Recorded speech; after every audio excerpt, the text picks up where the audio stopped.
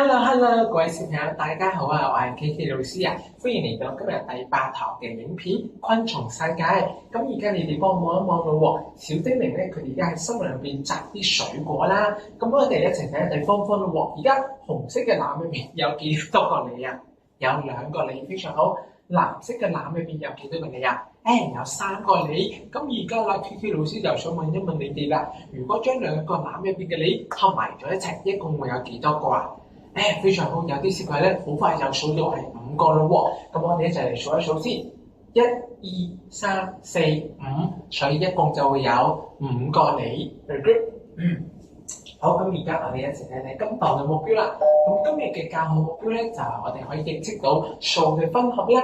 係啦，即係乜嘢叫做分合式啦，同埋咧會一齊認識下數量5嘅有序分合喎。跟住咧翻到屋企嘅時候啦，我哋都可以用翻第1堂嘅教具去操作翻，俾佢哋去感知到數量5嘅有序分合係點樣嘅。係啦，咁今堂咧係非常之重要嘅。點解咁重要咧？因為咧今堂係同我哋後邊學嘅一啲加法啦、減法啦係息息相關嘅。係啦，咁所以咧係對於小朋友之後嘅一啲更加複雜嘅加減法嘅一啲題目咧，打好一個基礎咁樣嘅。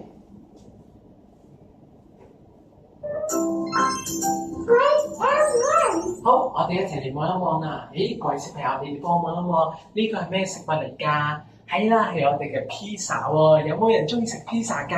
哇，好多小朋友咧都中意食披薩喎。咦，但係今次好奇怪喎，KK 老師呢度咧除咗有披薩之外啦，仲有3個圓碌碌嘅圓圈喎。呢啲係咩嚟嘅咧 ？OK， 咁呢啲咧就係我哋今日會講嘅一個叫做分合式咯喎。咁我哋首先嚟一齊睇一睇咯喎。而家呢個分合式咧有3個圓圈啦。我哋首先睇一睇中間嘅呢個圓圈，原來啦，佢叫做整體。點解佢叫做整體咧？因為咧佢係最犀利嗰個，係啦。我哋嘅整體大隊長咧，佢好特別嘅喎，佢會有2隻手，好似我哋小朋友咁樣，有2隻手，跟住啦，佢會拖住咗2個波波，咁呢2個咧，我哋叫做部分咯喎。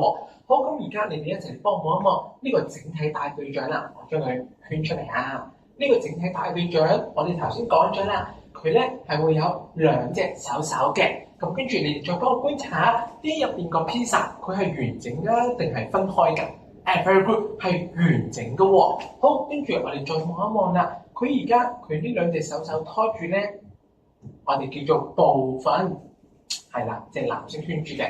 呢2個波波咧叫做部分，咁呢個部分你哋幫我望一望，入邊嘅披薩係完整啦，定係已經俾人分開咗㗎？係啦，已經俾人分開咗㗎嚇 ，OK， 咁所以咧，我哋就可以知道啦。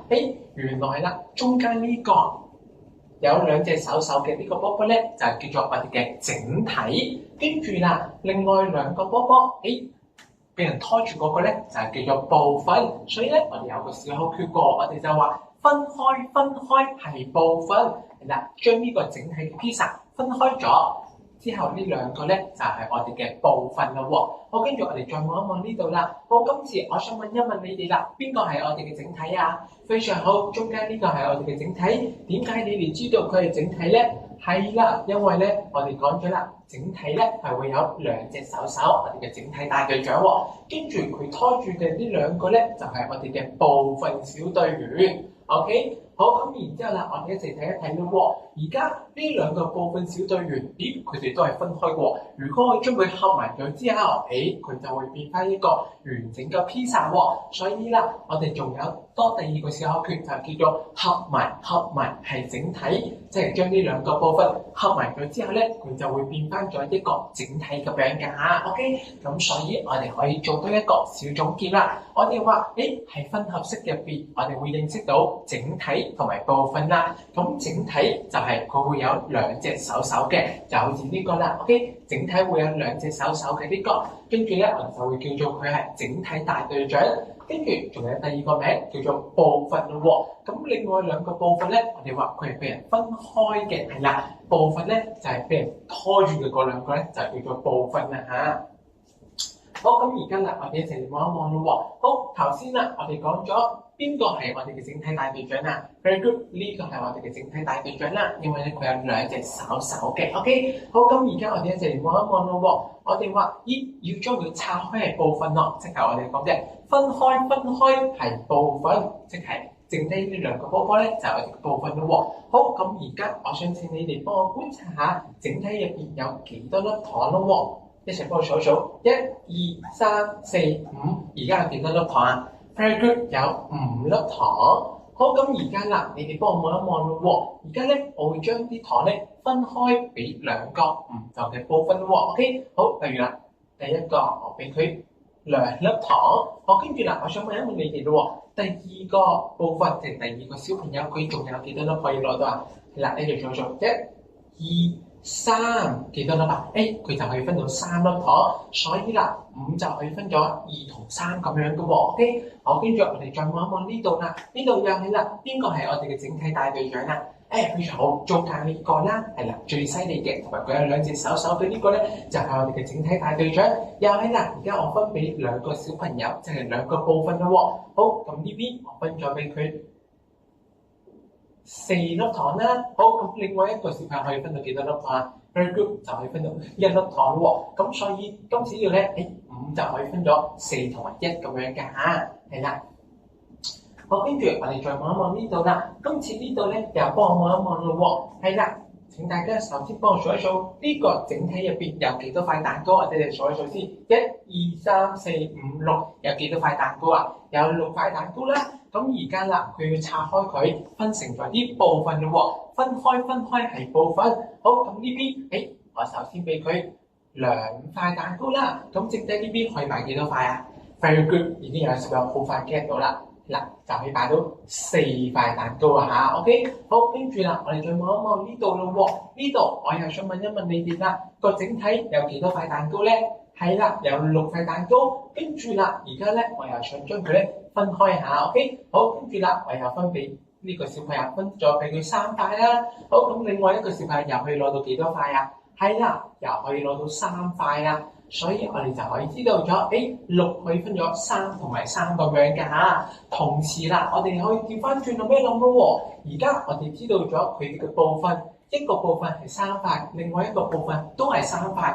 咁我哋頭先都講咗啦，合埋係整體。咁呢邊有3塊，呢邊有3塊，你數一數，佢合埋一齊會有幾多塊咯喎？1、2、3、4、5、6，即係話佢合埋咗一齊之後會有幾多塊啊？各位小朋友？係啦，會有6塊咁多嘅嚇。好，咁然之後啦，我哋嚟到第一個部分咯喎。咁我哋首先一齊睇一睇咯喎。頭先我哋認識咗乜嘢係整體，乜嘢係部分啦。咁而家我哋一齊睇一睇咯喎。今次呢啲橙入邊，邊個係我哋嘅整體大隊長啊？非常好，2係我哋嘅整體大隊長，因為咧我哋話佢有2隻手手嘅嚇。OK， 好，跟住啦，我哋話分開係部分。佢分咗俾第一個小朋友1個橙，跟住另外一個小朋友都會有幾多個橙啊？係啦，就會係有1個橙咁樣嘅嚇。好，我哋再望一望呢度咯喎。而家個肚整體有幾多個啊？係啦，整體咧係有3個肚嘅。OK， 跟住啦，佢俾咗一個小朋友2個肚，好，咁另外一個小朋友就會剩翻1個肚。OK， 好，跟住我哋再望一望呢度啦。今次我想問一問你哋啦，而家個整體大隊長係幾多啊？非常好，係啦，而家個整體大隊長咧就係我哋嘅4咯喎，因為咧佢係最犀利嗰個，同埋咧佢有2隻手手嘅嚇。記得我哋話整體大隊長佢永遠都係有2隻手手嘅喎。咁跟住佢就分俾啲小朋友咯喎，就拆開佢分開咗俾啲部分咯喎，部分小隊員咯喎。咁4分咗幾多粒俾佢哋啊？